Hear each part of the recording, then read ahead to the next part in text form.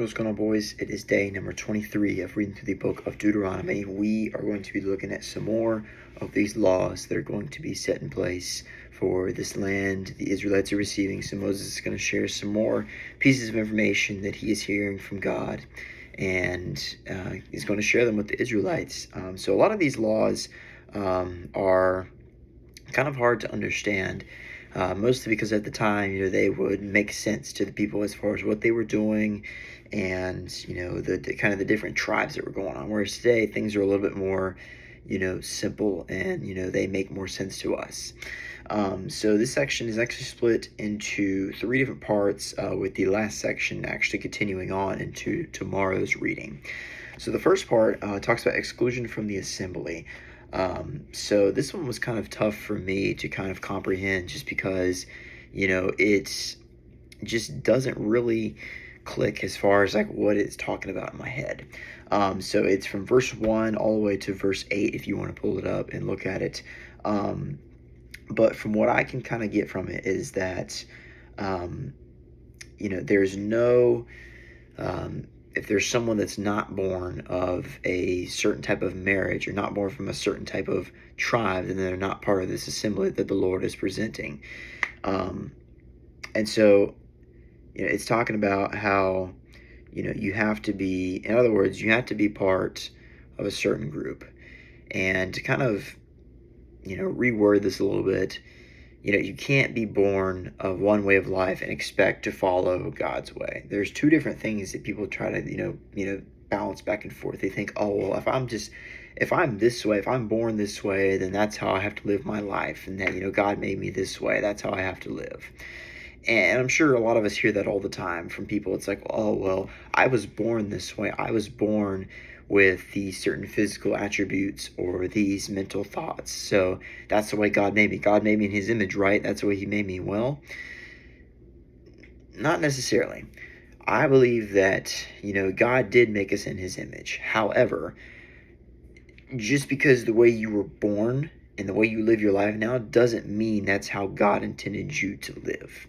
There is a certain way that he does intend for you to live, and only you can figure that out. That's not the job of somebody else to call that out for you. Only you can figure that out, and God is willing to tell you how that works if you allow him. People will reject because they feel that they're going to get neglected if they show their true colors, or they're not going to get as much attention. Attention is the biggest thing. That is the popular thing around the world. Everybody wants to be famous. Everybody wants to, be on the big screen. Everybody wants to be out there. But in reality, it doesn't really matter. I mean, I have no interest in that.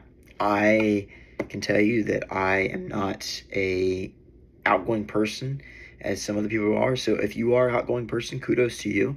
But at the same time, I think what's happening here is, and again, I may be totally off topic, but for me, this exclusion, people think they're excluded from, the godly life because of the way they are, because they live a certain way, because a certain family member or friend has treated them a certain way. They think that's how they have to live. But no, I think we all are meant to be a part of God's kingdom, but we're all different. We all have to find our own ways to get there, and Jesus shows us those ways.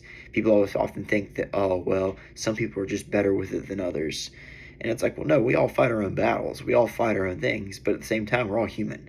Everybody's human. So just because someone else may seem like they have it all together, or seem like they are never making mistakes, I promise you, deep down, they are like, in the middle of the battlefield, they're like firing every day, doing what they can to protect their heart. And Jesus is doing that for us. Jesus can do so many great things in our lives, more things you could ever imagine. So I encourage you, if you haven't, given Jesus a chance, try it. I can tell you that he will do so many great things. I know for myself, I have accepted, Jesus is my Lord and Savior. But for me, the biggest thing that I've noticed is that, I have to be, I've always, thought of myself having to be this outgoing, talkative person.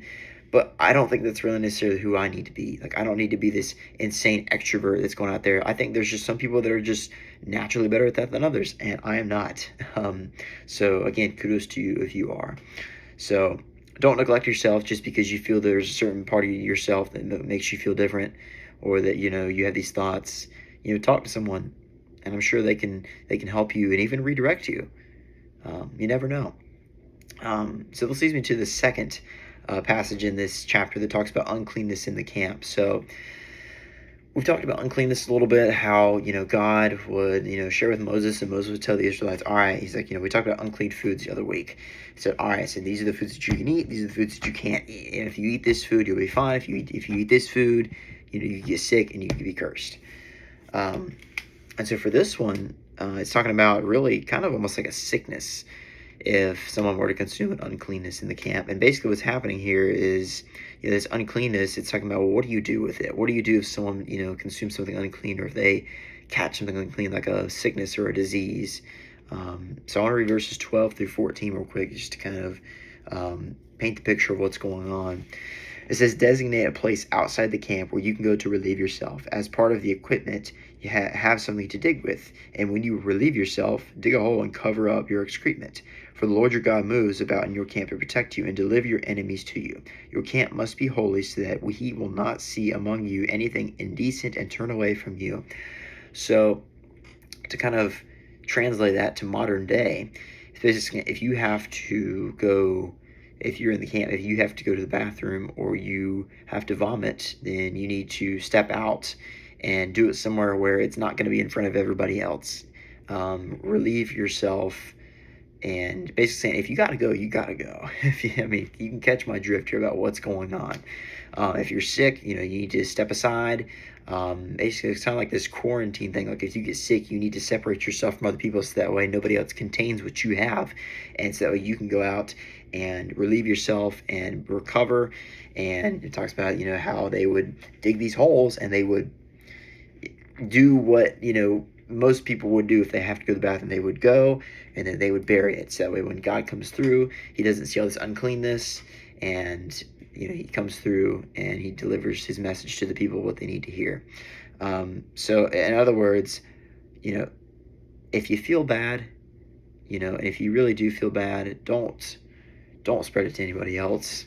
Do what, most people, if you just use common sense, right? Just do what you need to do. Help relieve yourself. Separate yourself. It's not like a punishment. It's just like, look, if you're sick or if there's something going on, like, don't get anybody else sick. Because you want to recover, but you don't want to have to recover with like many other people. And so that's really what that one is talking about.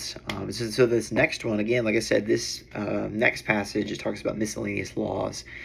So I only have one little section I want to talk about here, and this section actually continues on. I'm looking at the Bible here, and it continues all the way on until chapter 26. So we'll be talking about this again tomorrow and on the day after that. So I want to read verses 21 through 23, and I think it applies very well to our lives as far as the promises that we make to ourselves and the things that we say that we're going to do. It says, if you make a vow to the Lord your God, do not be slow to repay it, for the Lord your God will certainly demand it of you, and you will certainly be guilty of sin. But if you refrain from making a vow, you will not be guilty. Whatever your lips utter, you must be sure to do, because you made a vow freely to the Lord your God with your own mouth. So in other words, whatever you say you're going to do, whatever you say, God, I'm going to do this today, you got to do it, because not doing it makes you look that much more of, I guess you could say, a coward a little bit. Another thing that I kind of pulled from that was something that I was always told growing up from my parents, and it was this phrase: actions speak louder than words. And they very much do. People say these things all the time, and one of the words that I also came up to mind was the word try. People say, oh, I'm going to try to do this, I'm going to try to do that. Try is like saying maybe. And maybe, when someone says maybe, it's always no most of the time. So you can always say, well, I'll think about it, or I'm going to plan to. But if you say try, well, try is just another word of saying, oh, well, I'll think about it, but probably not. So we must be willing to keep God's promise and don't give up after one step. If we climb one step, we got to keep going. Once you commit, you got to make a full commitment and go. Just go for it. Take the risk, run the bases, give it all. And it's hard, because there's a lot of different things that we want to do in life and say, well, I wish I could try and do that. I wish I could do it. Just do it. Just do it, because you never know what's going to happen in the aftermath. You never know. So why not? Give it a shot. If it doesn't work out, it don't work out. You can say you tried. Then you can say you tried. Don't say try until you've actually done it, because that just wouldn't make sense. So set new goals and, make small steps every day. Take a few steps, keep pressing forward. That's progress, as I like to call it. And so that's where we'll end off today. I'm going to go ahead and read today's daily prayer. We are on August 24th. Today's title is called My Hope. And the verse connected to it is Psalm chapter 38, verse 15, which says, I hope in you, O Lord. You will answer, O Lord, my God. God, when I despair, can you lift my eyes to see you? I need you to be the one who saves me. Anyone else falls short of what I need, but you are all I need. Please come to me and help me. Don't let the enemy overtake me. Don't abandon me to myself and the wickedness of this world. Holy Spirit, do not pass by me. If I am hard of the hearts and do not hear, break through my life and change me. I give you permission to interrupt me. Crash in on my world, Jesus. So we constantly need God in our lives. Everything that we do, everything that we see, people we talk to, and just the things that we encounter in our everyday lives. One last thing, I know for some of us may have already started school or started college or whatever it is. So I pray that if you're in that situation right now, if you've already started school, good luck to you. But if you're starting school this week, I pray that this year would be a good year for you. For me, I'm starting my sophomore year at East Carolina. So I just pray that whoever's out there watching, if you are in school or if you're starting school this week or if you are not in school, I pray that this week would be a good week for you and that God would do so many great things in your life. With that being said, I hope to see you guys tomorrow. Peace out, boys. Have a good week.